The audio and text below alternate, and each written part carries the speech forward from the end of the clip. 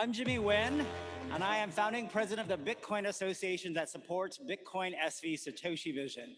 I'm here today to talk to you not about Bitcoin as an investment asset and store of value, which is what has become in BTC, but about how blockchain technology and a much more powerfully scaled Bitcoin blockchain can enable a more democratic economy. And I know a lot about what is the importance of creating economic opportunity for everyone. I'm from the United States now, but I was born in Saigon, Vietnam, where my parents actually were married many years ago. That's them getting married a long time ago in Vietnam. And I've been thinking a lot about time recently and how it relates to blockchain and its power to provide more empowerment and opportunity for everyone. Because in the beginning of October, I was in the Los Angeles area and I went to a family wedding where my parents attended with me, and my parents are definitely not romantic people. They do not like to dance, but at the end of the wedding, there was the reception and all the married couples were asked to get on the dance floor and dance. So I forced my parents up, and slowly couples were eliminated based upon the length of their marriage. Well, lo and behold, it was my parents who were left as the last couple standing with 59 years of marriage. That's them. The entire wedding reception applauded the length of their time together. And it made me really start thinking about how time influences our lives and gives us opportunity. And more importantly, how the importance of time is relevant to the economic opportunities we have. The more time we have to do things, the greater the economic opportunity that we can experience. My parents needed that when they came to the United States in 1975. I was a little baby, and they had to start all over, from my father being a federal judge in South Vietnam to being an orderly in a nursing home at his first job. And they worked very hard.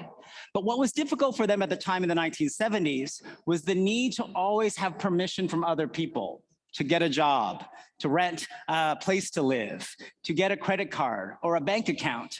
There were a lot of gatekeepers, intermediaries, which is what blockchain technology was designed to reduce, to empower more people by reducing that need to ask for permission.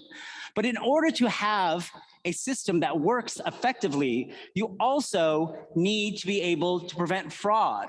You need to be able to control people from double spending a Bitcoin. You need to be able to track events in history with accuracy, truth, and integrity.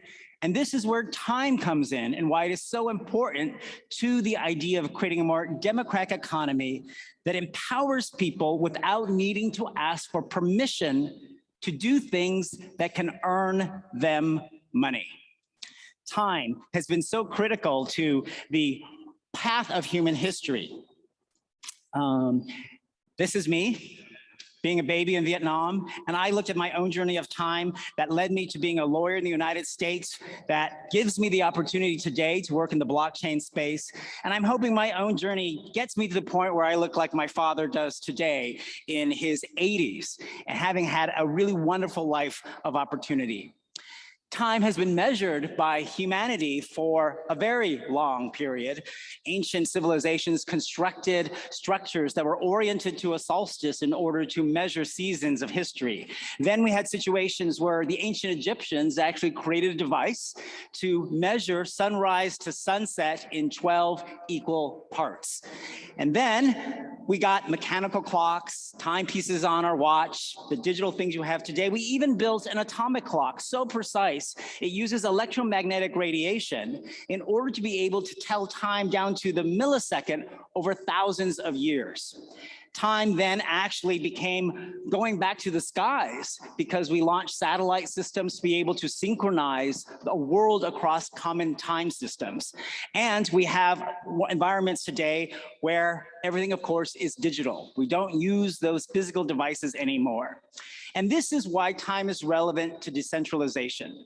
When we record events of time, we place order to events, entries on a ledger, an accounting ledger, when money comes in, when money goes out. It allows us as humans to detect dishonesty if someone has changed the ledger, changed the entry, to confirm truth. And this is a critical aspect of what blockchain technology was designed to do. Bitcoin was introduced to the world as a system for peer-to-peer electronic cash to reduce the need for intermediaries, because our internet system is too inefficient when it was created because it did not have a native way to efficiently send payments. We had to layer on payment processors, credit card companies, etc. And that leads to many, many inefficiencies. And if you're trying to create a more democratic economy, where everyone anywhere in the world, whether you're in Africa, in Vietnam, and an immigrant to the United States, you need less permission from people and companies in order to create economic opportunity for yourself. So that is what Bitcoin was designed to do, but it's really based in time.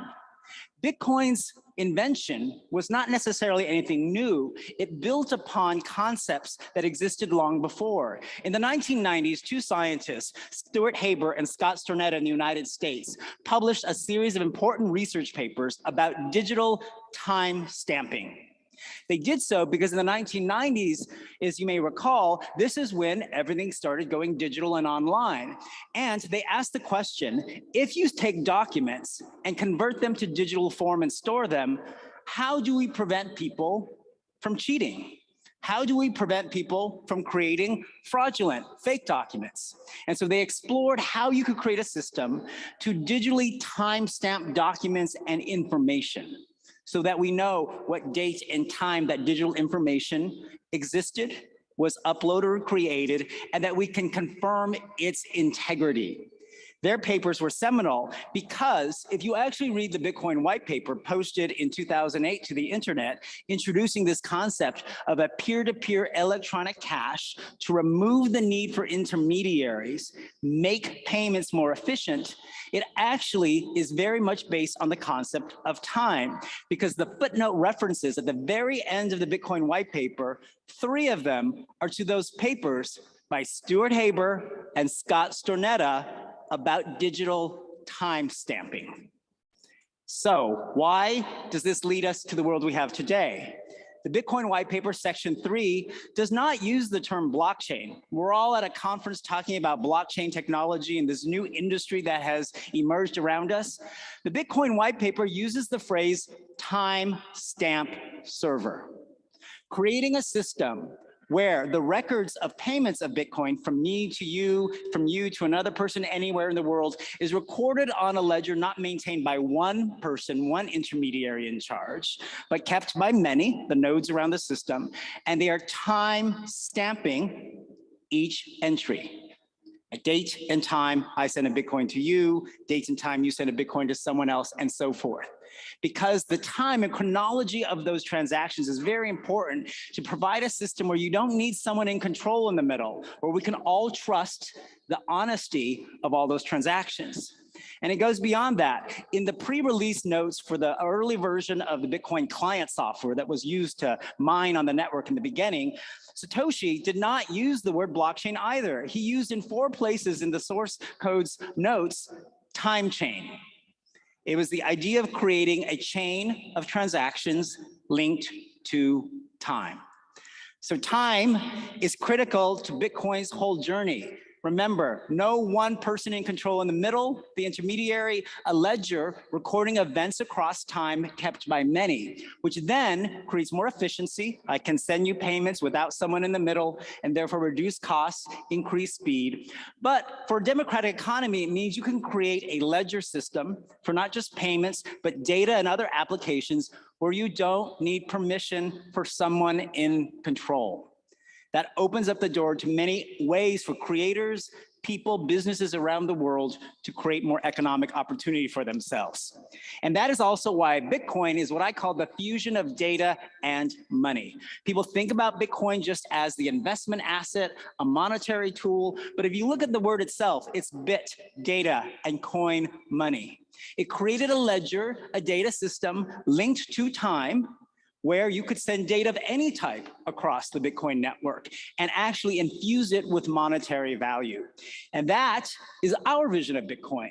It's not the Bitcoin where Elon Musk or MicroStrategy are buying up large troves of BTC purposely to stick in a treasury and actually not use it and just hope it continues going up in value, which is great for them and everyone who holds BTC.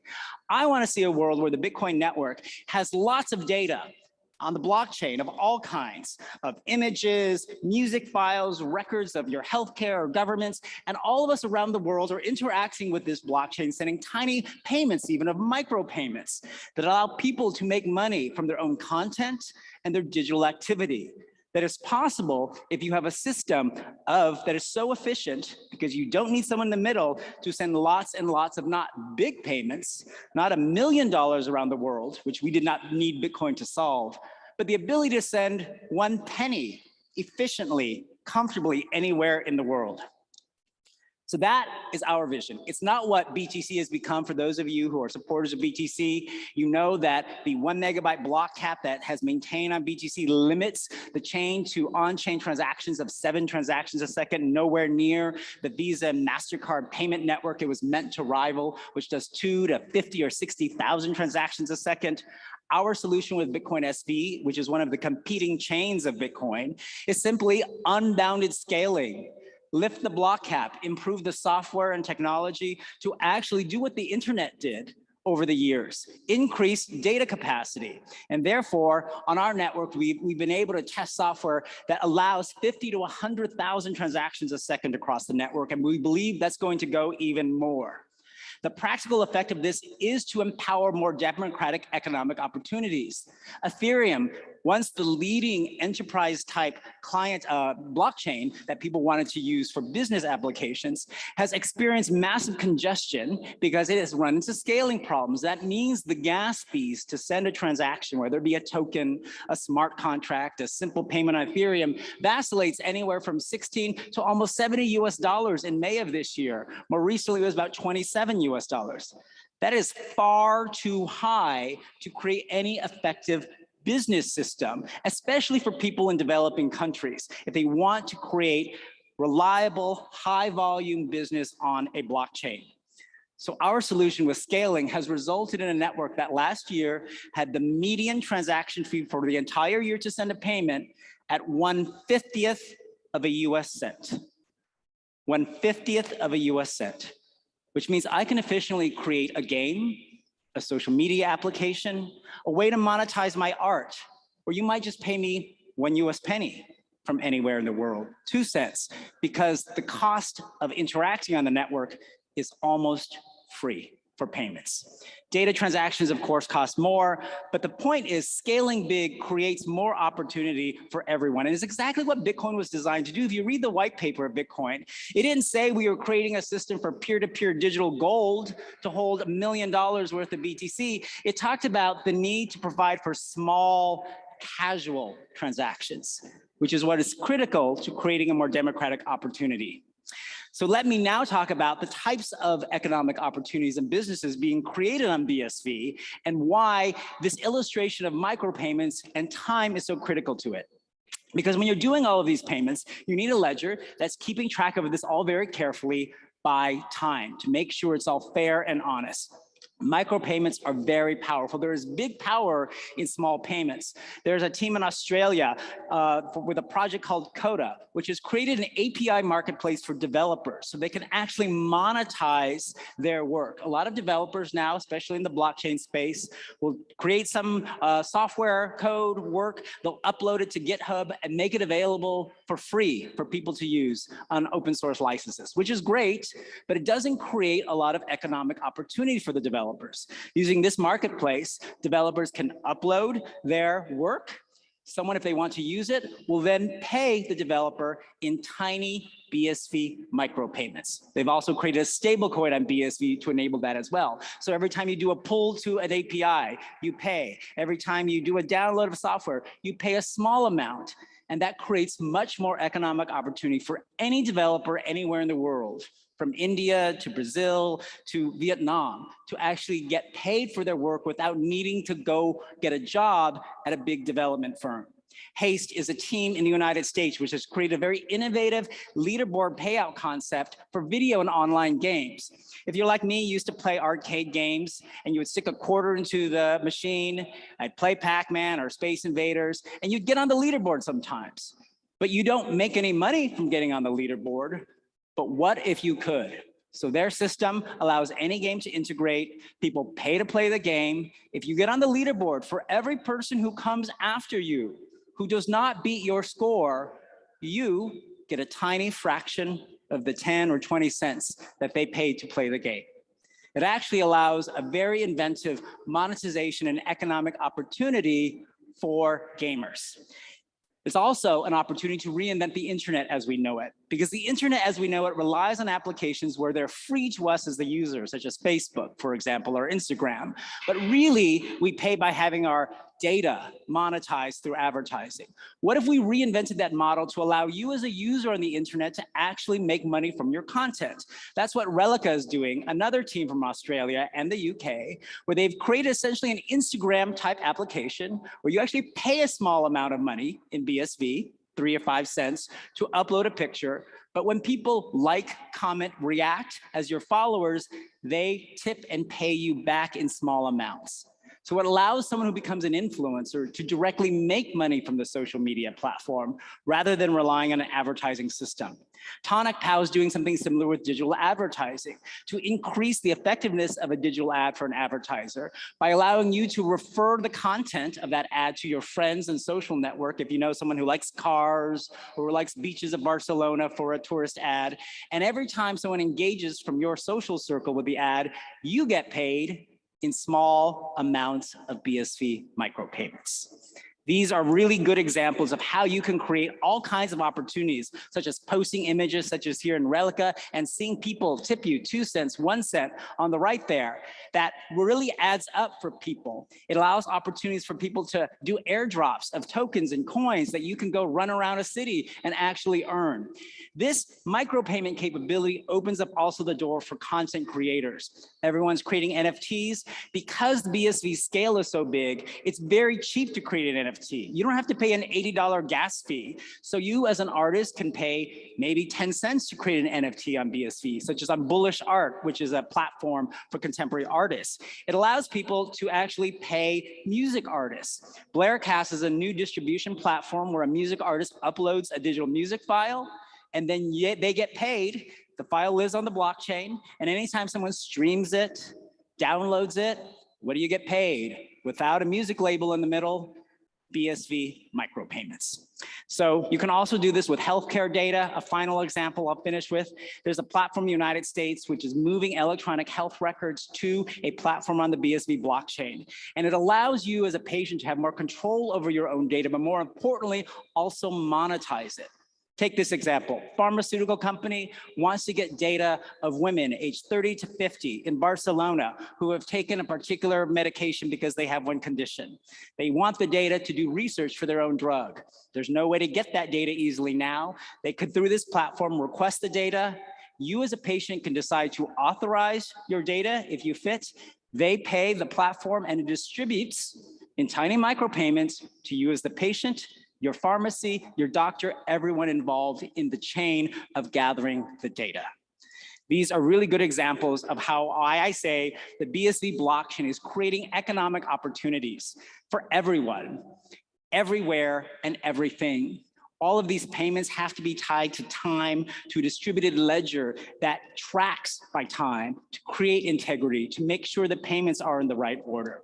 And it's an example of no matter where you're from, where you are, if you're from Vietnam, like I'm from, if you are from like my parents as well, and have had a life there that has come all the way to the United States 59 years later, whether you're from here in Spain, whether you are from Argentina, or in the many other places in the world that is looking to adopt blockchain technology to do something better, I really encourage you to think about how the need to have a ledger that is based in this time chain distributed timestamp server that scales big to enable payments at all levels for everyone, not just wealthy corporations and investors. That's time. It's time for that. And with this, I just want to end by telling you about why time has been so important to the human race. It's been something that's connected all of life.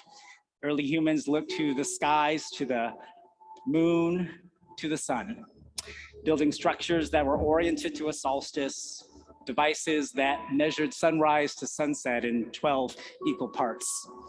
And then in the dark, we had to use the flow of water, the flow of sand, the flow of melting wax to remind us that time flows continuously.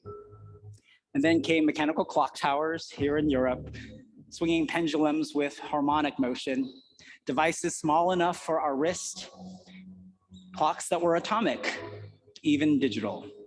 And then we looked back to the skies for time to mark moments that we want to celebrate and remember. And it organizes our lives and our business. It measures speed and performance, provides chronology to events so that we can detect dishonesty and reveal truth, and provides a common system that connects the world. And using time, Bitcoin and blockchain provides a more efficient way of peer-to-peer electronic cash, recorded through a distributed ledger of transactions, organized into blocks, connected across time. Satoshi called it a distributed timestamp server, a time chain, powering a new way to record digital payments and all forms of data actions in chronological order, providing data transparency through a universal source of truth. Now, Bitcoin's journey has been restricted for too long, and now we're allowing it to scale, to do more. And after all this time, we're seeing BSV's power here. And I would tell you it's time to make blockchain useful for everyone. It's time to create more efficient business and government systems. And it is time, finally, to make a more democratic, better, fair world that empowers everyone with the BSV blockchain. It's about time.